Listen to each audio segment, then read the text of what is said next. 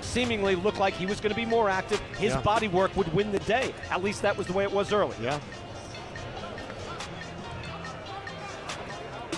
Going southpaw, going orthodox. Ceja, though, very good at fighting off the ropes. That looks like some early action before they were all banged up and bleeding. But, yeah, this is what went on for 12 rounds. And Lennox, somewhere in those middle rounds, Ceja started to impose his will. Oh, yeah. Ladies and gentlemen, that was the fight, literally. You know, I've always said that that Figueroa style, you know, I'm trying not to be too hard on Brandon Figueroa. I like Brandon Figueroa. I think there's going to be some good fights ahead for him, but that Figueroa style, you know, it doesn't, like, it's not the sweet science. It's strictly pressure fighting, power punching, and you know that both of these, he fights like Omar. And we've seen what happened to Omar, even though Omar, you know, as he's gotten older, you know, looked like he has some conditioning issues. Not conditioning in regards to he was gassing out, but, you know, the way his body looked. And also he was plagued by hand injuries. By the way, look at these punch stats. Crazy, right? Here, I'm going to let you listen in. Please subscribe. That at number 2 all time at 122 pounds. Crazy. Over 2,800 punches thrown. And these were mostly power shots as well. Ceja throwing nearly 1,400 power shots in this fight. Tremendous battle. 12 rounds. It should be close. Let's go to Jimmy Lennon in the ring. Who did you give the fight to, by the way? It's hard to score. So Of action, we go to the scorecard. I'm cool with a draw. Glenn Trowbridge scores about 115 to 113 in favor of Brandon Figueroa. Judge at ringside, Lisa Jampa sees it 116 to 112 in favor of Julio Ceja. And judge at ringside, Don Trella scores about 114 to 114, even a draw. The decision is a split decision draw. Now, people naturally boo that, fellas, but you know what? A draw is a draw. A draw can happen.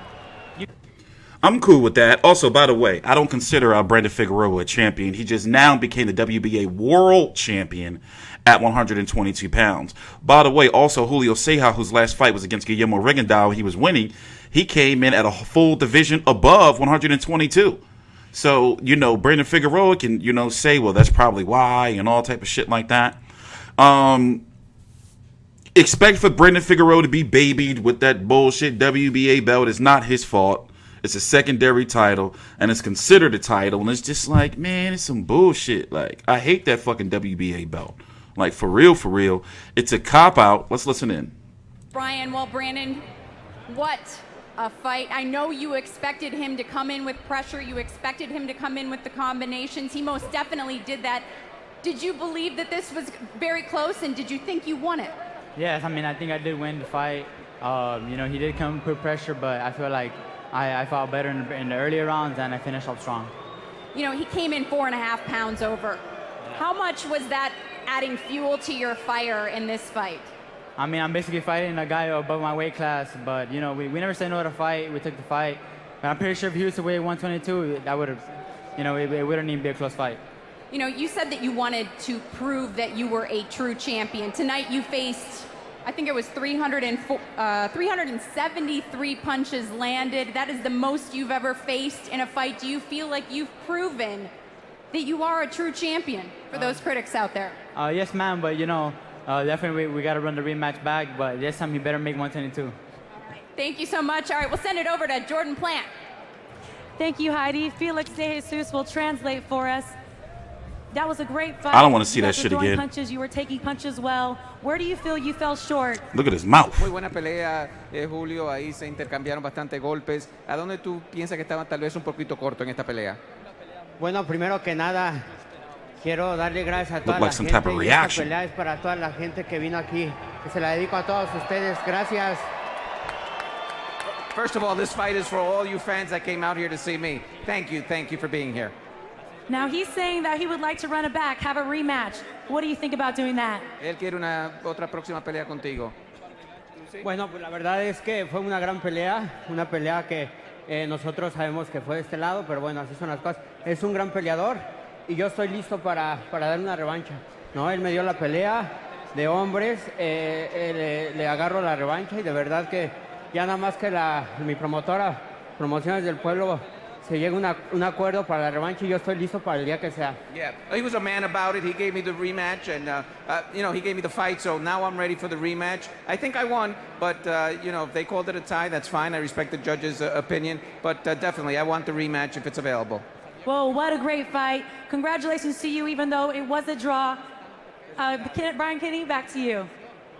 Jordan, thank you very much. And that is a legitimate point, by the way, not My bad. I said I forgot she married to Caleb Plant now. Like, they're not just boyfriend girlfriend anymore. So, moving on. You know, he can beat Emmanuel Navarrete. And also, to double back to what I was saying, to go wilder, by the way.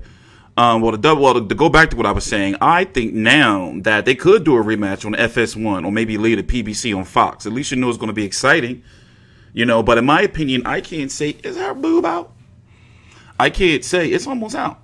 I can't say that I'm confident that, like, Brandon Figueroa is going to be able to rule the 122-pound division, especially with that bullshit belt. You know, he's not going to fight a Danny Roman. He's not going to fight a Ray Vargas. They're going to use that bullshit belt as, like, their belt. You know, and I wouldn't be surprised, you know, if they try to do him as a PBC champ. Like, that WBA belt don't mean nothing. So it's like, he needs to be talking about unifying, but because of politics with Navarrete over at Top Rank, he's fighting again soon. You know, what is that, 4 fights this year for him or 3? It will be 5 fights in a 1-year span for Emmanuel Navarrete. 5 fights. Dog Bay twice. Francisco de Vaca. Well, you know those last 2 fights were, you know. But 5 fights in a year's time. That's crazy. But anyway, moving on. Like, he can't fuck with Navarrete. You know, I knew Navarrete was business when he showed up to the first press conference for Dog Bay with a full coat on, hat and shit. Like, dude didn't come the fuck around. And then I think it was like 90 degrees or some shit.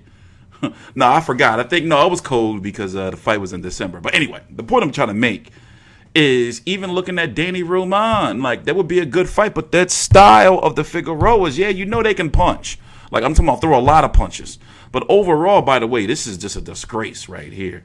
You know, like Leo Santa Cruz, like that shit. I hate that shit Leo Santa Cruz be on. But Al Heyman like his pop. So, you know, crazy shit. Like, Al Heyman like his step pop or his godfather or something like that. And Al Heyman is godfather to his son and named after Al Heyman. So Al Heyman just be like, don't worry, I got you, champ. Here, we're going to take it easy on you. You're my boy.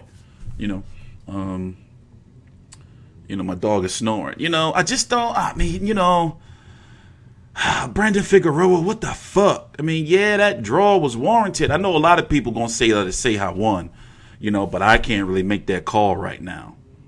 But, you know, who is he going to fight? Like, I don't want to see, like, him. Don't get me wrong. I'm cool with the slugfest and shit. But I want to see him versus names, Doug. By the way, my rankings are not up to date, so we're using BoxRec. You see, they ain't even recognize him as the interim champion. Basically, on my rankings, I make sure I put the interim champion, the fucking gold champion, the fucking, like, the WBA. They got too many belts. Like, look at this fucking bullshit. And as I said, with the WBA, what they do is they use, like, that shit as a scam. Like, that belt shit is a scam. And it's a shame that they don't understand or see that Al Heyman is probably likely using them and going to trash their belt along with everybody else, you know, belt when they make their PBC title. So in a way, the WBA, they're literally killing themselves. And I'm wondering if this is like some big cash out scheme because they know they're going to beat the Funk soon within like the next 5 years or so. But anyway, please subscribe to TstreeT Controversy with FightView360.com. So that I could continue to climb up and become one of the best. He's been at the top for years, but I do think it's time.